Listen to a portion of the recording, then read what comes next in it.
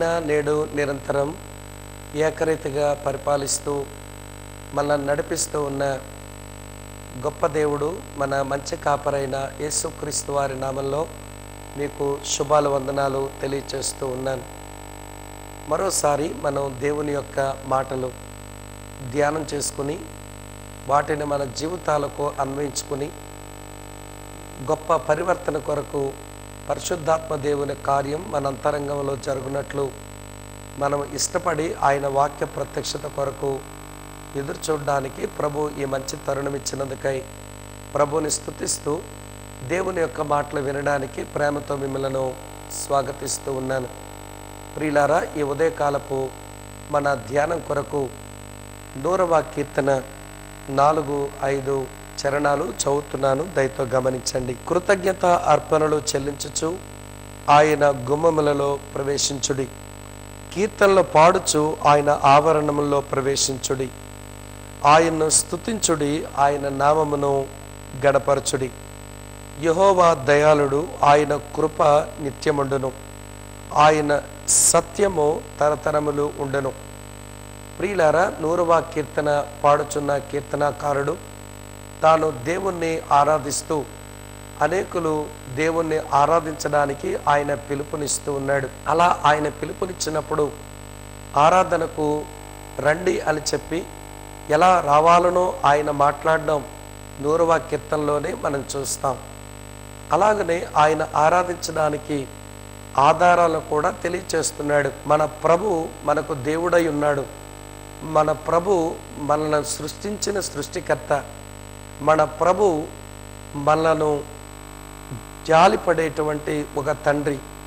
మన ప్రభు మనల్ని నడిపించేటువంటి ఒక కాపరి వంటి వాడు. అటువంటి ప్రభువును మనము కలిగి ఉన్నాము గనక ఆయనను మనం ఆరాధించాలి. నేను ప్రభువుని ఆరాధిస్తున్నాను, మీరు కూడా రండి నాతో కలిసి ఆరాధించండి అని ఆయన పిలుపునిస్తూ ఉన్నాడు. అయితే ప్రియ మిత్రులారా, సరే, ఆరాధించడానికి వస్తున్నటువంటి మీరు ఎటువంటి ఆధ్యాత్మికమైనటువంటి ధోరణితో రావాలో ఆయన 4వ చరణంలో చెప్తున్నాడు. కృతజ్ఞత అర్పణలు చెల్లించుచు ఆయన గుమ్మములో ప్రవేశించండి అన్నాడు. అంటే ఆరాధించేటువంటి వారి హృదయాలలో దేవుని పట్ల కృతజ్ఞతా భావం అది తప్పనిసరి అని ఇప్పుడు ఈ మాటను బట్టి మనం తెలుసుకోవచ్చు. కొంతమంది ఆరాధిస్తూ ఏవో కొన్ని పదాలే ఊరికే వల్లించి మేము దేవుణ్ణి ఆరాధిస్తున్నాములే అనే ఒక భావతృప్తిలోకి వెళ్తున్న దుర్దినాల్లో మనం బ్రతుకుతున్నాం. కొంతమంది హల్లెలూయా అనే ఒక పదమే పదే పదే చెప్పి మేము ఆరాధించుతున్నాము అని అనుకునే వరబడి ఉంది. మరికొంతమంది స్తోత్రము స్తోత్రము అని మేము చెబుతున్నాము గనక మా ఆరాధన వెళ్ళిపోతుంది దేవుని యొద్దకు అని అనుకుంటున్నారు. మరికొంతమంది వందనాలు అంటున్నారు, మరికొంతమంది స్తుతి స్తుతి అని కూడా అంటున్నారు. ఈ మాటలు వల్లించడం నేను తప్పు అని చెప్పడం లేదు సుమా. ఆ మాటలు ఆరాధనలో అవసరమే. కానీ ఆ మాటలు వెనకాల దేవుని పట్ల కృతజ్ఞతా భావం అది అవసరం అని నేను మీకు మనవి చేస్తున్నాను.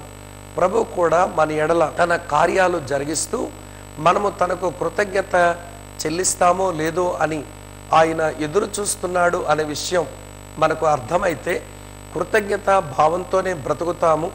ఆయన సన్నిధిని కృతజ్ఞతా పూర్వకంగానే ఆరాధిస్తాము, కృతజ్ఞత అర్పణలో కూడా అర్పిస్తాము. క్రీస్తునందు ప్రియమైన సోదరి స్నేహితులారా, ఈ రోజున ఆ కృతజ్ఞత కొరకు దేవుడు ఎదురు చూస్తాడు అని నేను అనడానికి ఒక 2 మాటలు నేను మీకు జ్ఞాపకం చేస్తాను.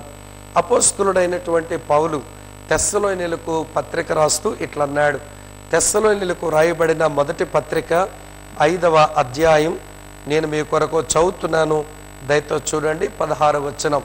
ప్రతి విషయమందును కృతజ్ఞతాస్తుతులు చెల్లించుడి, ఎలాగో చేయుట యేసు క్రీస్తునందు మీ విషయములో దేవుని చిత్తం అన్నాడు. కనుక ప్రతి విషయంలో కూడా దేవునికి కృతజ్ఞతాస్తుతులు చెల్లిస్తూ ఆయనను మనము ఆరాధించాలి. అట్లా చేయటం దేవుని యొక్క చిత్తం అని దైవజనుడు ఆ సంఘానికి నేర్పిస్తా వచ్చాడు. ఈ ఉదయకాల సమయంలో మరో సంగతి ఉదాహరణగా మీతో చెప్పన. ప్రభు అయిన యేసుక్రీస్తు వారు 10 మంది కుష్ఠరోగులను ఆయన బాగు చేశారు.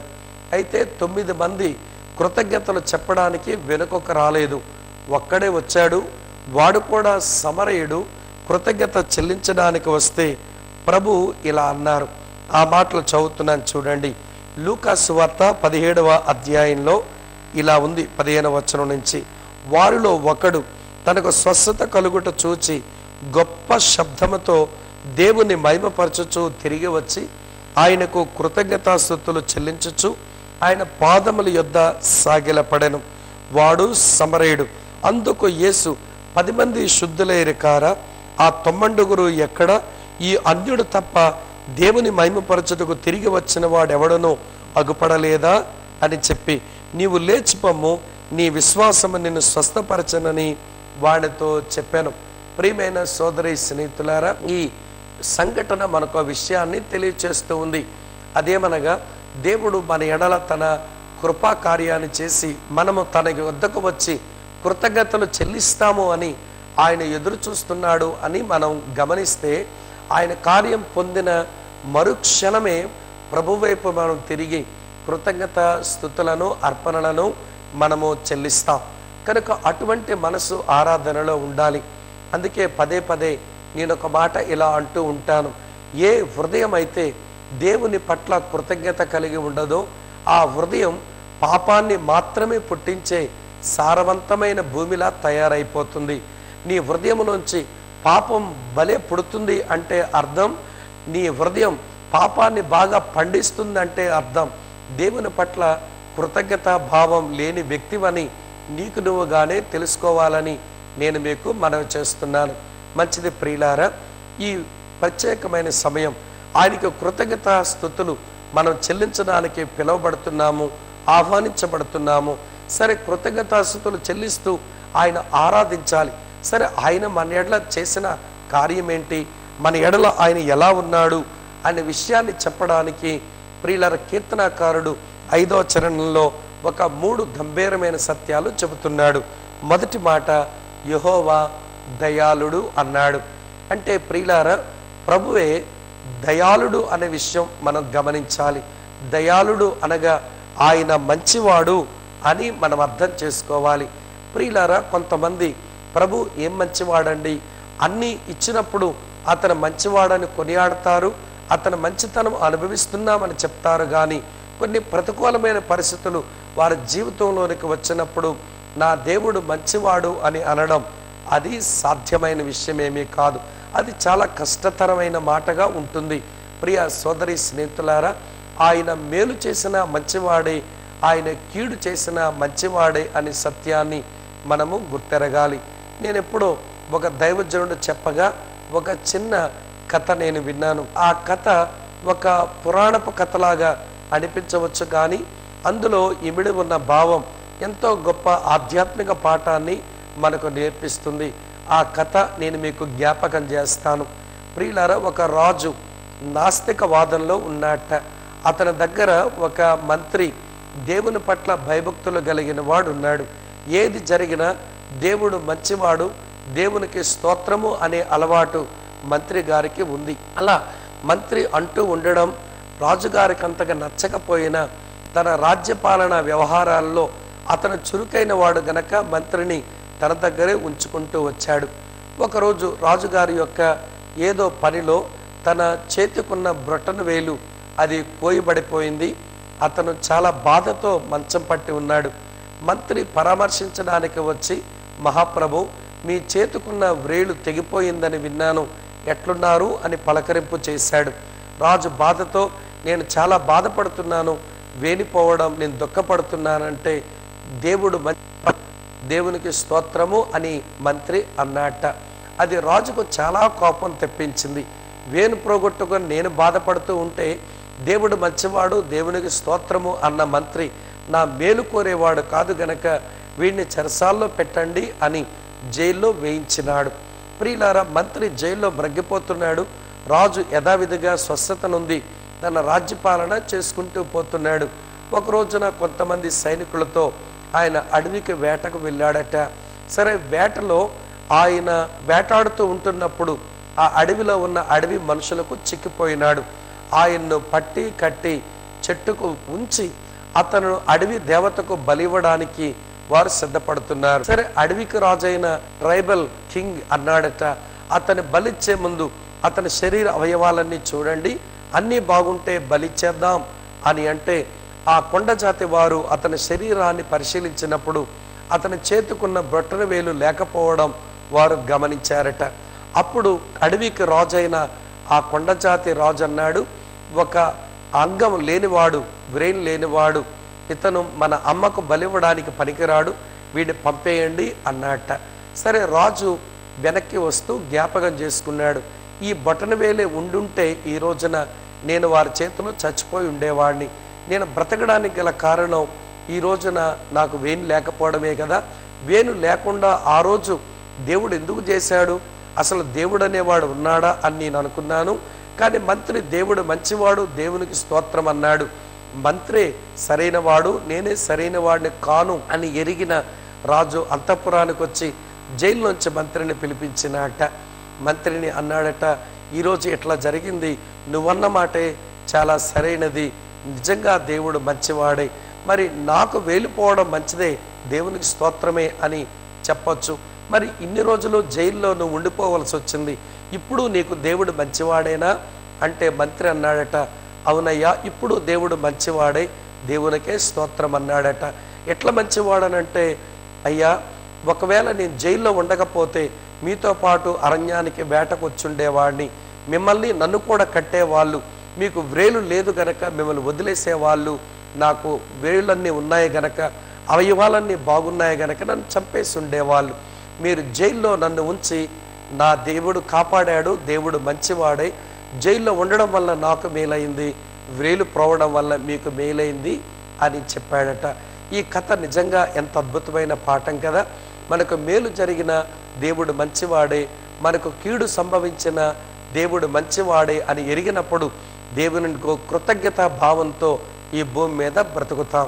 ప్రియ అక్క, చెల్లి, తమ్ముడు అన్న, ఇటువంటి మనసుతోనే మీ దైనందిన జీవితంలో మీరు బ్రతకగలుగుతున్నారా అన్నది ఒక ప్రశ్న. మరొక మాట, యెహోవా దయాళుడు, మన ప్రభు దయాళుడని స్తుతించిన కీర్తనకారుడు, ఆయన కృప నిత్యము ఉండును అన్నాడు. ప్రభు నిత్యము కృప చూపువాడు. అక్క, చెల్లి, తమ్ముడన్న వినండి చాలా జాగ్రత్తగా. దేవుని యొక్క మాటలు నీ దగ్గరకు రావడం అది దేవుని కృప, నువ్వు రక్షించబడ్డం అది దేవుని కృప. ఈ కృప ఎంతవరకు ఉంటుందో తెలుసా? ప్రభువు రాకడ వరకు, నువ్వు చనిపోయి దేవుని ఎదుటకు వచ్చే వరకు కూడా ఆయన కృప అలానే ఉంటుంది. ఆయన కృప తగ్గదు సుమ. ఆయన కృప చూపడంలో ఐశ్వర్యవంతుడు, ఆయన కృప శాశ్వతమైన కృప. అందుకే ప్రభు నిత్యము కృప చూపువాడు అనేది మనకు అర్థమైతే కృతజ్ఞతతో ఆయన్ను మనం స్తుతించి ఆరాధిస్తాం. చివరి మాట చెప్పి నేను ముగిస్తున్నాను. ఆయన సత్యము తరతరములు ఉండును అన్నాడు. ప్రియులారా, ఇక్కడ సత్యం అనే మాట ఆయన విశ్వసనీయత, ఆయన నమ్మకత్వం అని మనం ఎరగాలి. మన ముందున్న తరానికి దేవుడు ఎంత విశ్వసనీయుడో, మన తరానికి దేవుడు ఎంత నమ్మకస్తుడో, మన తరువాత వస్తున్న తరానికి కూడా దేవుడు అంతే నమ్మకస్తుడు. నేను ఒక రోజున క్రైస్తవ్యము దాని విలువలు పతనమవుతూ ఉండగా, సత్యం ప్రియులారా మనుషులు అంగీకరించక మోసాన్ని ఆశ్రయిస్తూ మనుషులు సాగిపోతూ ఉండగా, ఇదెంతో పెద్ద ప్రమాదం అవుతుందేమో మరో తరానికని బాధపడుతున్నప్పుడు నా ప్రభు నాతో మాట్లాడిన మాట ఇదే, నా నమ్మకత్వం తరతరములు ఉండును అన్నాడు. మీ తరములో నమ్మకమైన వాడుగా నేనుండి నా కొరకు శేషం మిగుల్చుకున్న వాడని మీ తరువాత వచ్చిన తరములో కూడా నేను అలానే ఉంటాను సుమా అని తెలియచేసి నన్ను ధైర్యపరిచాడు. ఈ సత్యమే మీకు అర్థమైతే, దేవా నువ్వు తరతరములకు నమ్మకస్తుడవు, నీ కృప శాశ్వతం ఉంటుంది, నీవు ఎంతైనా మంచివాడవు అని అర్థం చేసుకుని ఆయన స్తుతించి ఆరాధించుదాం. తల వంచండి, కళ్ళు మూసుకోండి. దయగల తండ్రి, ఈ ప్రత్యేకమైన సమయం నీ పిల్లలంగా మా హృదయపూర్వకంగా నేను ఆరాధిస్తున్నాం. నీవే నాయన సత్యవంతుడవు, నీవే కృపగలవాడవు, నీవే మంచివాడవు. అటువంటి నీవు మాకు దేవుడవైనందుకై మీకు స్తోత్రాలు చెల్లిస్తూ యేసునామంలోనే స్తుతులు అర్పిస్తున్నాము తండ్రి, ఆమేన్. మంచిది ప్రియులారా, మరలా మనం కలుసుకుందాం. దేవుడు అంతవరకు తోడుగా ఉండి నడిపించునుగాక. ఆమేన్.